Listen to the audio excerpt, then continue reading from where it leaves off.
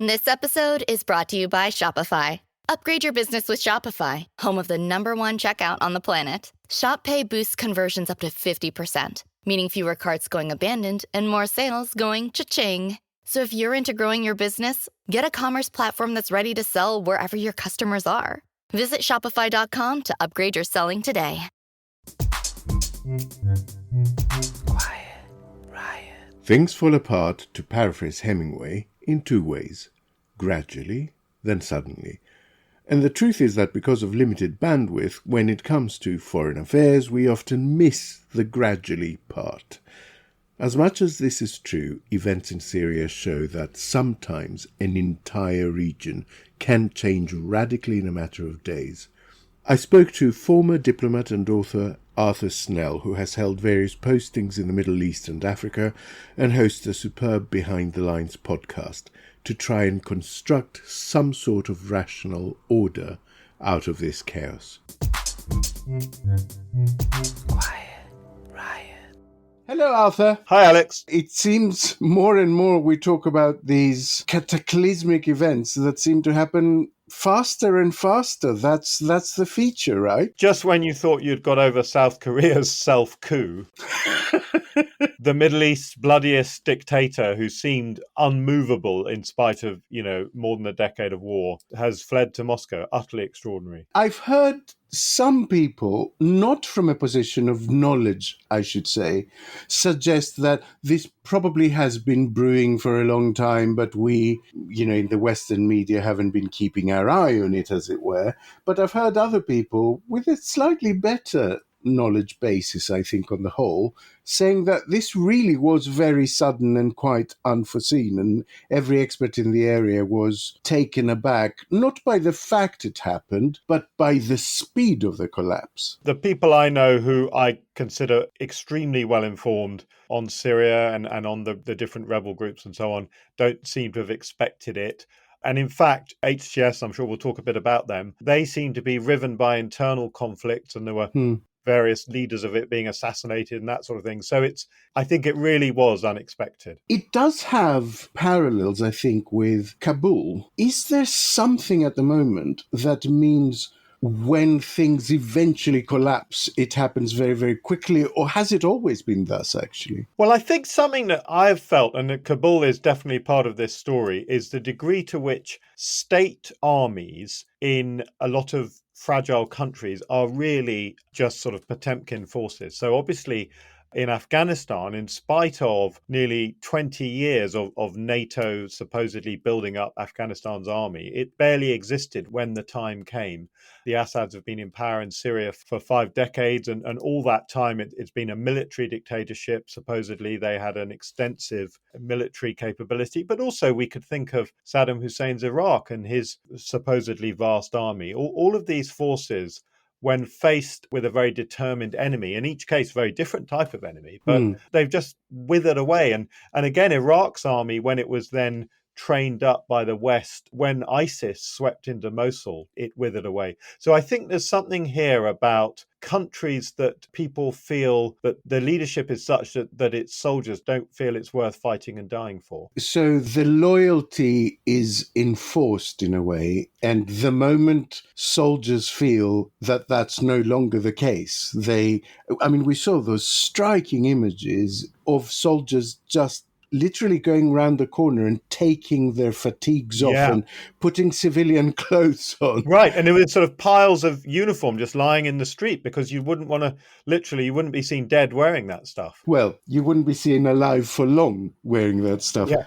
Okay, can we rewind a tiny bit? What was it about Assad that seemed to create an impression in the West for a brief but significant window that he was a reformist and he was someone we could do business with, as it were? And when and how did that start to seriously go wrong? So we go right back to the year 2000 when he took power. And of course, he inherited power. Ironically, he came from this Republican, secular Arab nationalist movement, the Syrian Ba'ath Party, but it effectively became a monarchy. His father died, he took over. Bashar al-Assad had lived and worked in England as an ophthalmologist. He had married a British Syrian woman. She's born in Britain, educated in top private schools in London, and then I think the LSE. So he was everything that you'd hope for as a kind of new generation of reformist Arab leader, westernized, knows what life is like outside. And in a very small way, in his early reign, he showed some willingness to openness. He sort of explored the possibility of a bit more freedom in Syrian society. But I think quite quickly, whether you assume it was his choice or a choice imposed on him by senior members of his family, notably his uncles, he wound back and returned to what was a very traditional and very tight military dictatorship in Syria. Which meant that by the time of the sort of Arab Spring spreading through the Middle East, the die was effectively cast. It was always going to be suppressed rather than listened to. I think that's right. And of course, if we think about the events of 2011, when the Arab Spring just suddenly erupted, in Tunisia and Egypt, just weeks before it really took off in Syria, the presidents of those two countries, you had Ben Ali and Mubarak in Egypt, they basically weren't willing to order the army to massacre their own people. Obviously, I wouldn't speak for those men as in any way sort of great humanitarians, but that was a line they didn't choose to cross. Yeah. Whereas for Assad and for his forces, quite the contrary, right from the beginning.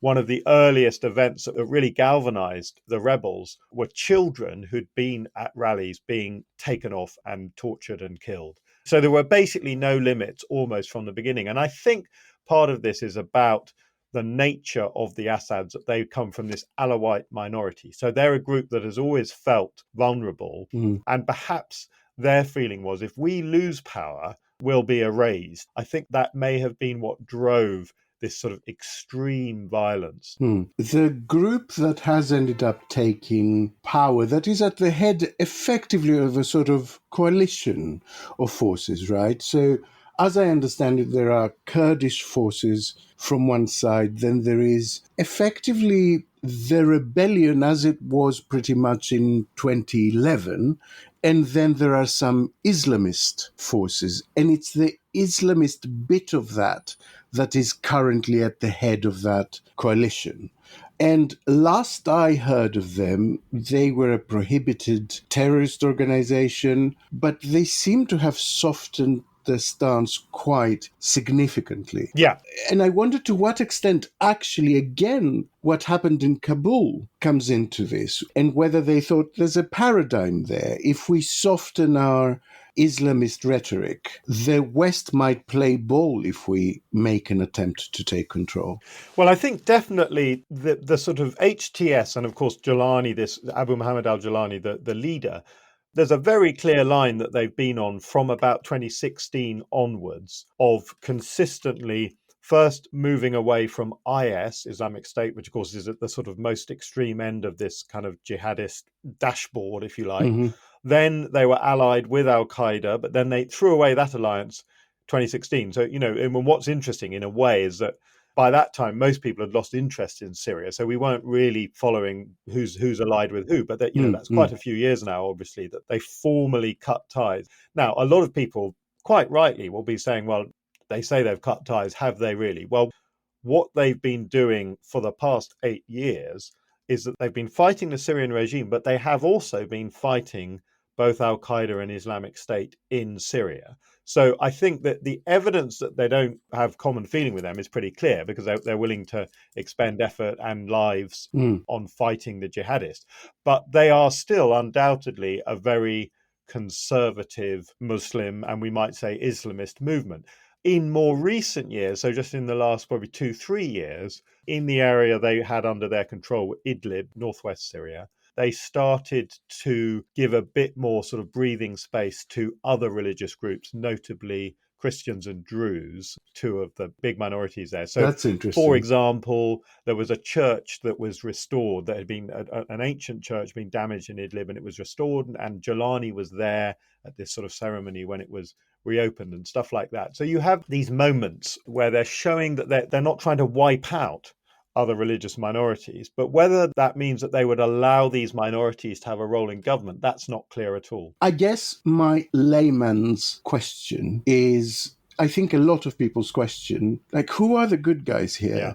I know it can never be that clear cut, but best case scenario, as it were. Yeah, it's a very good question. So one of the things to remember is that obviously the significance of taking Damascus and Assad fleeing is massive. But for several years, you've had a kind of frozen conflict where you had Assad in Damascus and then going north and to the Mediterranean coast where the Alawites have lived. So that's one block. You had, as we've talked about, Idlib. You had a small bit in the south with other sort of rebels, and then significantly a large part of northeast Syria under control of the Kurds, who have had a lot of support from the US. I say have because I would be surprised if Trump keeps that going. He's really not very interested in these relationships. Who are the good guys? I mean, if you look at how HTS ruled in Idlib, and they became quite a significant mini state because a lot of other Syrians had been displaced there. So you had 4.5 million people, which of course is bigger than several European countries, living there. And it was by no means a free country. It's basically a dictatorship. Could be pretty brutal. People who fell foul of the authorities would be arrested and tortured and all sorts of things that sadly can be quite familiar in that region. But it wasn't in the business of, chemical weapons or massacres or, the sorts of stuff that we saw from Assad. Or cleansing of other groups. Yeah, exactly. And as I've said, that their willingness to allow other minorities to practice their faith and to have a measure of rights.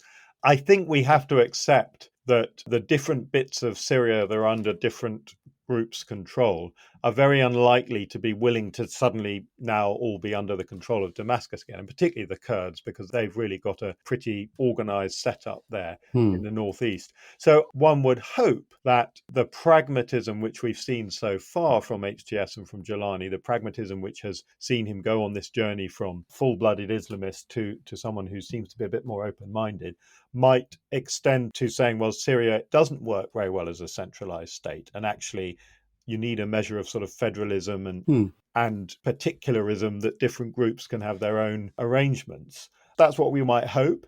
Now, after they'd seized Damascus, they very quickly appointed a prime minister from their own group, sort of without consulting. And there was a certain amount of grumbling about that. Now, to some extent, I can be sympathetic, because if you've literally just taken control of a country, and you need someone in power, you don't have a chance to sort of run elections or a consultative process. So I don't think it was wrong of them to have done that. But they have said that, well, this is just interim, and then we're going to have some process that allows us to assemble a more representative government.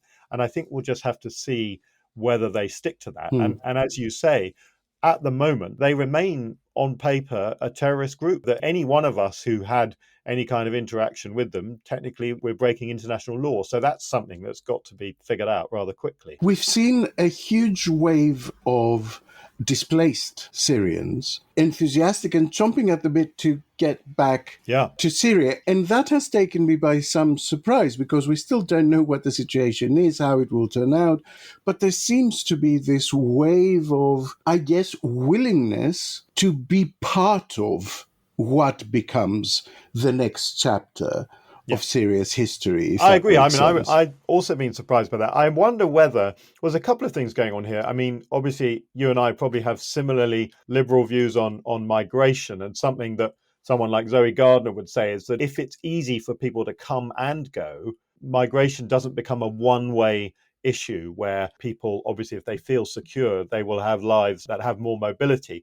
The other thing I think might be a sectarian issue, in the sense that Syria's majority is Sunni Muslim. Not a huge majority, it's about 2/3. And most of the refugees that left Syria came from that community, because that was ultimately the community that Assad felt most threatened by. So I wonder whether the point being that this group that has taken power, it's a Sunni Muslim group. Now, the majority of the population, but they haven't held power in the country since, I think, 1966. So there could be something of that there's a group of people that feel that their people are back in charge. Yeah. Quiet. ¿Hablas español? Sprichst du Deutsch? If you've heard that sound from Babbel before, I bet you do. Babbel is the science-backed language learning app that actually works. With quick 10-minute lessons handcrafted by over 200 language experts, Babbel gets you on your way to speaking a new language in just a few weeks. With over 16 million subscriptions sold and a 20-day money-back guarantee, just start speaking another language with Babbel. Right now, up to 55% off your Babbel subscription at babbel.com/Spotify podcast. Spelled babbel.com/Spotify podcast. Rules and restrictions may apply. And on a human level, Arthur, do we have any paradigms from similar conflicts and then their resolution in the past of like what happens when these people go back? What happens when someone else is living in your house? Or Yeah. it will be like kids that are 14, 15 now that have never known Syria, that were born in refugee camps. How does that integration kind of happen? Yeah. I mean, to answer your question, do we have a paradigm? I'm not sure that we do. Perhaps in the early days of post-Saddam Hussein Iraq, some Iraqis who'd been exiled from Saddam's Iraq came back. But of course, that went sour very quickly. And obviously, we hope that doesn't happen in Syria in a way that, you know, that the war's happened. We hope that the war's over. Now, there's been talk of people trying to limit reprisals. For example, they wouldn't disband the army, whereas, you know, that was one of the first errors made by the coalition in Iraq.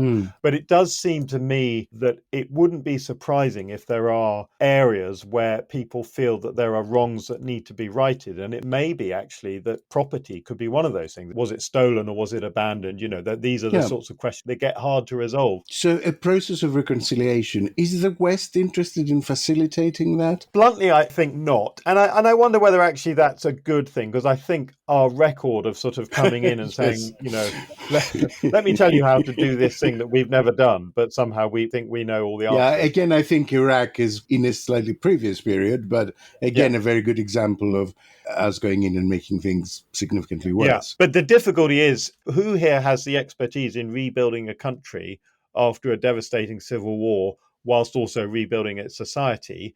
Well, I'm afraid that expertise might not exist. Now, obviously, if people feel they have ownership and that they're not being manipulated by outside forces, it seems to me that there's a higher chance of this thing going better.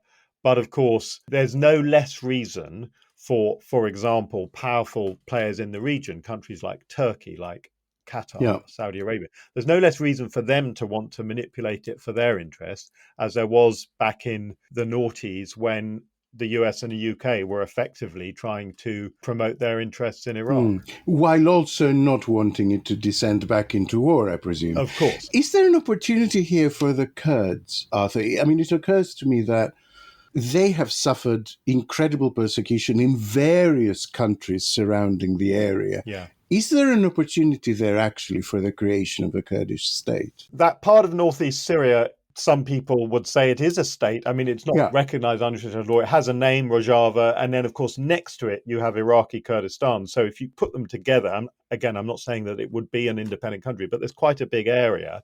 And we owe the Kurds so much, including the defeat of IS, with international support, undoubtedly, but it's a very important thing that they did.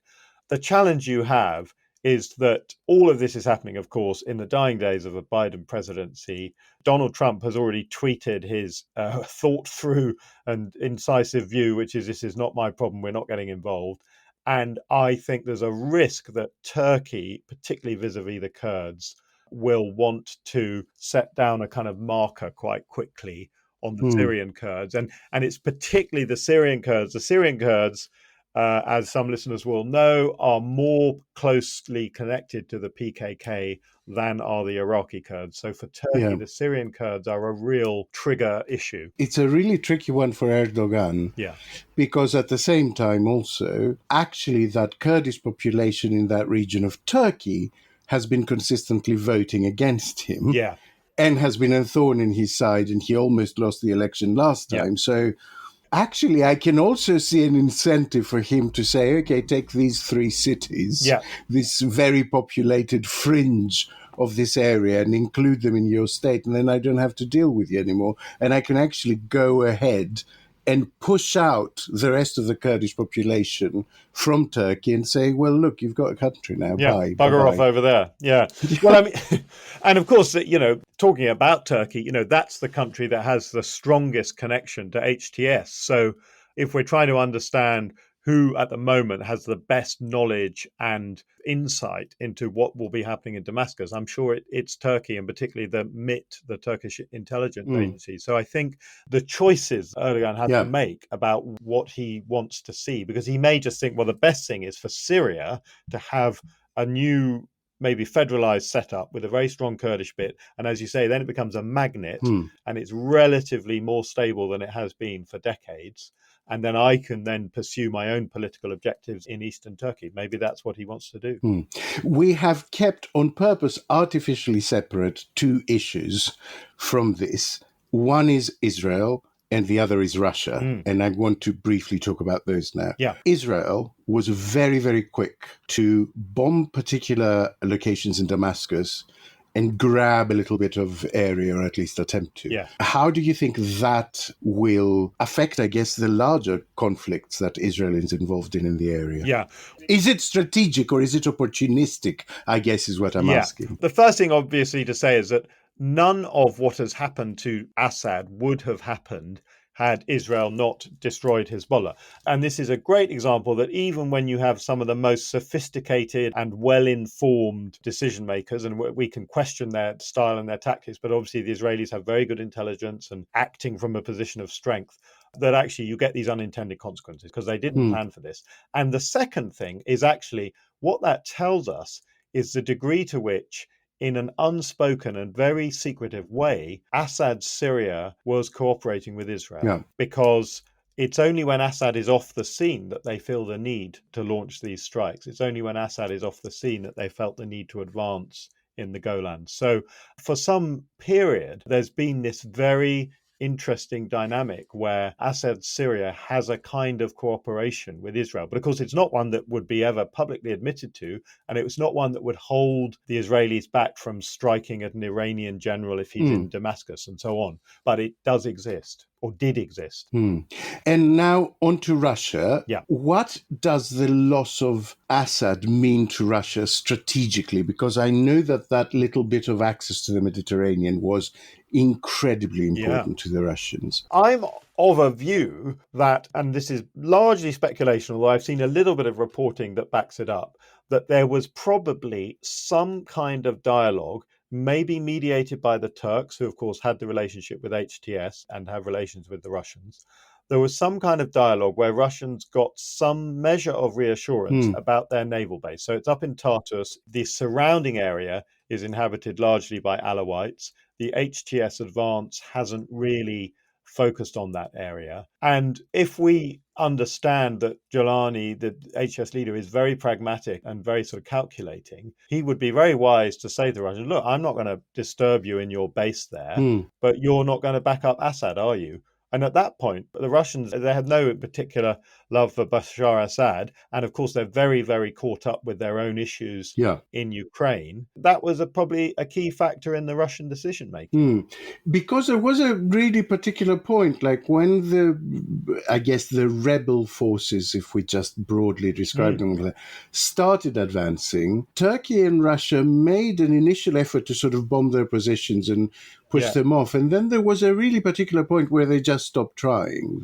Yeah, exactly. There was a decision was clearly made. And I think apparently, there was some kind of discussion with the Iranian president as well. And effectively, Assad's allies were saying, sorry, mate, you're on your own. But I'm sure for Russia, that choice would be made around, do we get to hang on to this base? And there's a lot of people talking about it as if, well, this is it for Russia. They've lost their bases in Syria. It's all over. Until we see them sort of shuttering it and the Syrians taking over that place, I think we have to assume that they've got some kind of arrangement. Was it, though, this advance in part to do with Russia being overcommitted in Ukraine. Yeah. Would that have ever happened if Russia had its entire forces sort of free of other conflicts to dedicate to it? I mean, I would say yes, that Russia's commitment in Ukraine, I mean, particularly the role that Russia played in Syria was basically to be the air force for Assad, to flatten Aleppo and flatten other cities. And it seems to me that Russia couldn't do that and fight in Ukraine. But the other factor is that the air base and the naval base that Russia had, they're quite close to each other, but they're not in the same place. So they have to be able to get from one to the other in sort of Syria proper. And that obviously is a complication which they will need to resolve. But they were both significant for Russia's increasing activities in Africa, where what used to be the Wagner group has now sort of been absorbed into the Russian military. Yeah. And they're involved in Sudan and they're involved in Chad and all these places where they're trying to get hold of gold mines and other sort of mineral things, whilst also making partnerships with what is increasingly these sort of military dictatorships in the Sahel region. So that's all important for Russia. And again, one wonders whether there might be just a very pragmatic deal to be done by the new Syrian regime with the Russians, particularly if America under Trump is not that interested in all of this stuff. Then it may be that the Russians are allowed to carry on with that. So is there, do you think, any direct effect on the Ukraine situation of this? I don't think particularly in terms of sort of on the ground forces. Although what I would say is I think it is a reminder that Russia doesn't always win, that Russia's great ally in the Middle East has disappeared, and it's an alliance they've had for decades. And so I think that there's an important sort of psychological point there, which is that for those who rightly fear sort of Russian encroachment, there's been this period where they always seem to be getting their way and they always seem to be moving forwards. And it's a reminder that actually Russia can be overextended just as much as anyone else can. Iran will be quite nervous, I imagine. I mean, yes. Hamas, Hezbollah is significantly degraded. Yeah. Syria now under different control. Trump about to walk into the White House. They must be feeling quite isolated and exposed. Yeah, I think Iran is the one that's in a really difficult position now, because they, at one point, they seem to have Israel surrounded with proxy forces. They had literally the road where they could drive on land that they either controlled or proxies controlled from Tehran all the way to the Mediterranean coast, through Iraq, through Syria, through Lebanon. There's now a big gap there in Syria. Hezbollah, as you said, very much degraded, and also a lot of Israeli pressure on Iran itself. And I think the only thing that Iran has left really is its nuclear program. And one wonders whether that might be Israel's next target, particularly as now that they don't have Syria as a sort of buffer. And final question. What now for Assad? I mean, it seems to me that the future for people who have outlived their usefulness to Putin is not usually terrific. I've heard a few people suggest that he's going to live out his days like a king in exile. I kind of don't see why or how that might happen unless Putin wants to signal to other dictators that we look after our own, even if they end up losing, which might be a consideration. But is it a sort of a council flat and back to ophthalmology for him, or is it some other role? Yeah, I imagine very quickly there'll be warrants, ICC type arrest warrants out for him, and probably for members of his family. And I'm sure there are vast riches stashed away with front companies and all these other tiresome things that people use. But again, how easy will it be for him to get hold of them? I'd be happy if it was the council flat and then searching for a ophthalmology role. So I don't know. I think it's hard to tell, but I'd be very interested to see if he becomes visible at any time. We can't cover everything, but we covered an enormous amount of stuff. And I know that you have an interview on this issue that's going to be a real deep dive coming out basically around the same time as this on Friday. And we will link that in the show notes. And I would urge people to subscribe to Behind the Lines and go and listen to that and all your output. Please do. I echo that. I echo that urge. You endorse this message. I endorse this message, yes. Okay, Arthur. Thank you. Bye. Bye. Quiet riot.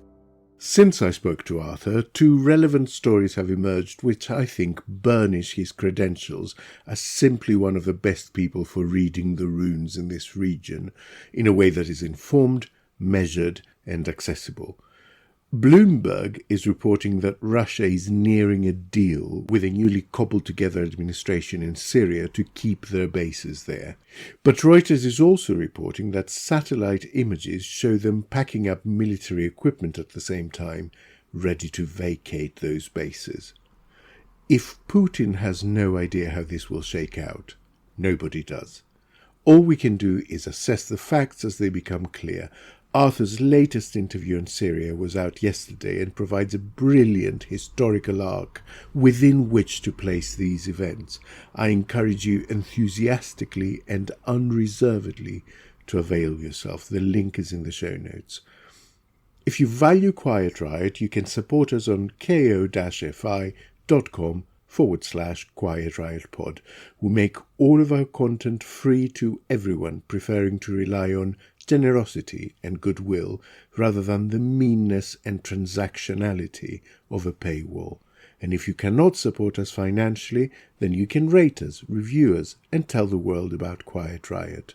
We shall meet again tomorrow morning for Sunday School. Arakum Lahikan.